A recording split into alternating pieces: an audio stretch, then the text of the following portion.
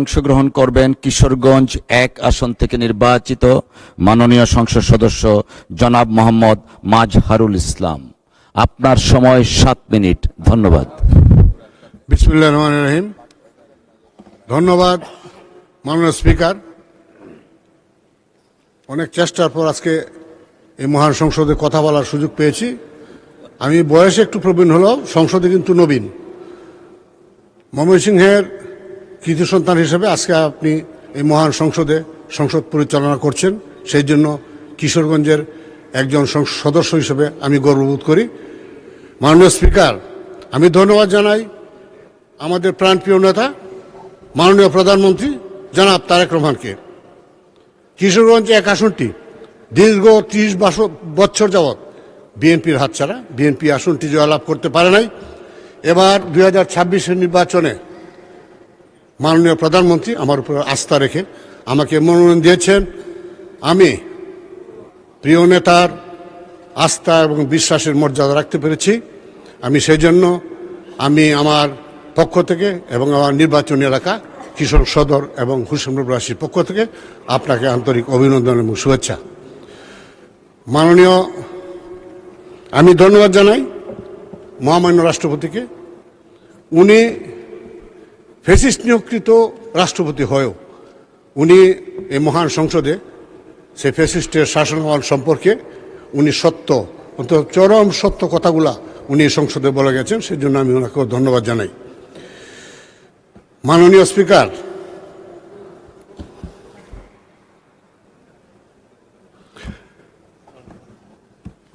এই ফ্যাসিস্ট সরকার যতবার ক্ষমতায় ছিল ১৯৭৫ সনের ১৫ আগস্ট আওয়ামী লীগ সরকারের পতন হয় সামরিক অভ্যুত্থানের মাধ্যমে। তখন কিন্তু এই দেশের মানুষের কাছে এই জাতির হাতে একটা তলাবিহীন ঝুড়ি দিয়ে গিয়েছিল। সে একই কায়দায় ২০২৪-এর ৫ই আগস্ট গণ আন্দোলনের মধ্য দিয়ে শেখ হাসিনার বিদায় পালিয়ে যেতে বাধ্য হয়। তখনও এই শেখ হাসিনা এই জাতির হাতে একটি তলাবিহীন ঝুড়ি দিয়ে গেছে। এই বিধ্বস্ত অর্থনীতির উপর আমাদের যাত্রা শুরু। আমি আশা করব, আসুন বিভেদ ঐক্য নয়, সবাই মিলে এই দেশকে গড়ি, এই দেশকে সামনের দিকে নিয়ে যাই।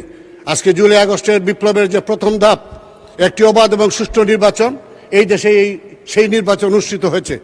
এই দেশে একটি গণতান্ত্রিক সরকার প্রতিষ্ঠিত হয়েছে। আমরা আশা করি আমাদের প্রাণপ্রিয় নেতা মাননীয় প্রধানমন্ত্রীর নেতৃত্বে আমরা এই দেশটাকে সামনের দিকে এগিয়ে নিয়ে যাব। আজকে মাননীয় বিরোধী দলের নেতৃবৃন্দ সংসদ সদস্যগণ বসে আছেন। আমরা কিন্তু এই সরকারি আসনে আরো বহুবার বসেছি, আমাদের দল। আপনারা কিন্তু প্রথম এই বিরোধী দলের আসনে। এই ফ্যাসিস্ট শেখ হাসিনা সরকার আপনাদেরকে কিন্তু বসতে দেয় নাই। ৭৫-এর ১৫ আগস্টের পূর্ব পর্যন্ত আপনাদের রাজনীতি নিষিদ্ধ ছিল। আমাদের প্রিয় নেতা শহীদ রাষ্ট্রপতি জিয়াউর রহমান বহুদলীয় গণতন্ত্রের প্রবর্তন করেন এবং আপনাদেরকে সহ যেসব রাজনীতি নিষিদ্ধ ছিল তাদেরকে রাজনীতি করার অধিকার দেন। আসুন আমরা অতীতকে ভুলে গিয়ে আমরা জুলাই আগস্টের শহীদদের আত্মা শান্তি পাবে যদি আমরা দেশটাকে সুন্দরভাবে গড়ি। আমরা বিভেদ নয়, অনৈক্য নয়, অতীতকে পিছনে ফেলে আমরা সামনের দিকে এগিয়ে যাই। মাননীয় স্পিকার, আমার নির্বাচন এলাকা কিশোরগঞ্জ সদর এবং হোসেনপুর একটি অবহেলিত না, বলতে গেলে কি বলতো গোপালগঞ্জ এবং কিশোরগঞ্জ। বাস্তবে উন্নয়নের নামে হয়েছে লুটপাট। কিশোরগঞ্জ শহরটা একটি প্রাচীন শহর। এই শহরের মাঝখান দিয়ে একটি নদী প্রবাহিত, যে নদীটির নাম নরসুন্দা। এক সময় নদীটি খরস্রোতা নদী ছিল। এই নদীতে বড় বড় পণ্যবাহী নৌকা আসতো বিভিন্ন পণ্য নিয়ে। এই নদীতে মাছ মারত জেলেরা, অনেক জেলেরা জীবিকা নির্বাহ করত, কিন্তু এই নদীটি আজ মৃত। এই ফ্যাসিস্ট সরকারের আমলে লেক সিটি নির্মাণের নামে নদীটাকে খালে পরিণত করেছে। আজকে এই নদীটা দখলে দূষণে একদম মৃত। এই নদীটি এখন কিশোরবাসীর জন্য গলার কাটা হয়ে দাঁড়িয়েছে। মাননীয় স্পিকার, আপনার মাধ্যমে আমি সংশ্লিষ্ট মন্ত্রী মহোদয়কে অনুরোধ করব, এই নদীটি যদি অচিরেই খনন না করা যায়, সমস্ত শহরের সমস্ত ব্যবহৃত পানি, বৃষ্টির পানি খাল দিয়ে ড্রেন দিয়ে নদীতে পতিত হয়। আজকে নদী ভরাট হয়ে এই ড্রেনের সমপর্যায়ে চলে এসেছে।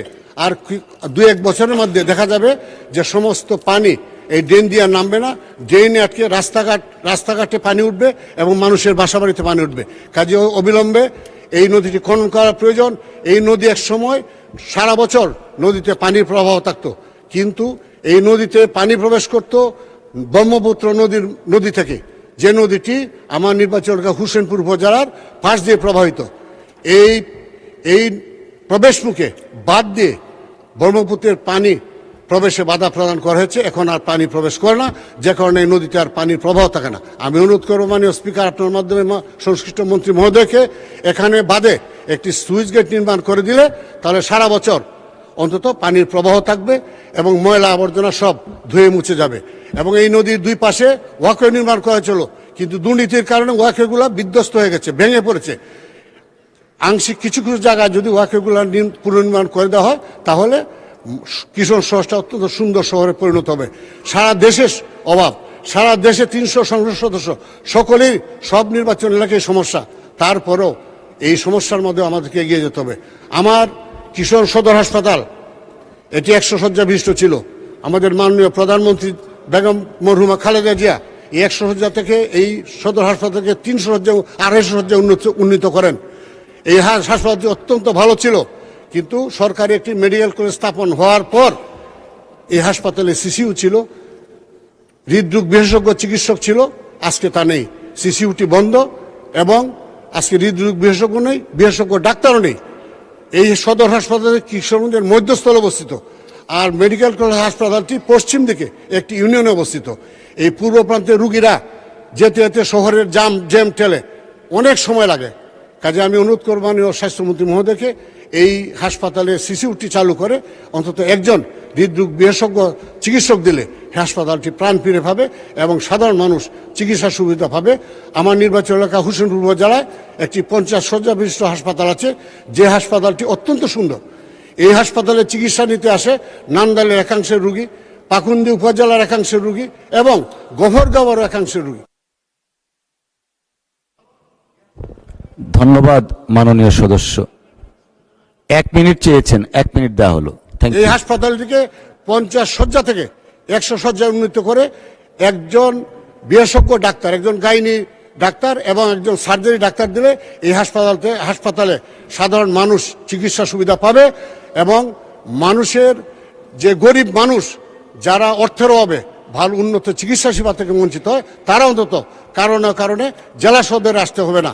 মাননীয় স্পিকার, আপনাকে ধন্যবাদ এবং ধন্যবাদ জানাই আমি আবার আমার মাননীয় প্রধানমন্ত্রী জনাব তারেক রহমানকে, যার সুবাদে আমি এই মহান সংসদে এসে আজকে কথা বলতে পারছি। সবাইকে ধন্যবাদ। ধন্যবাদ মাননীয় সদস্য।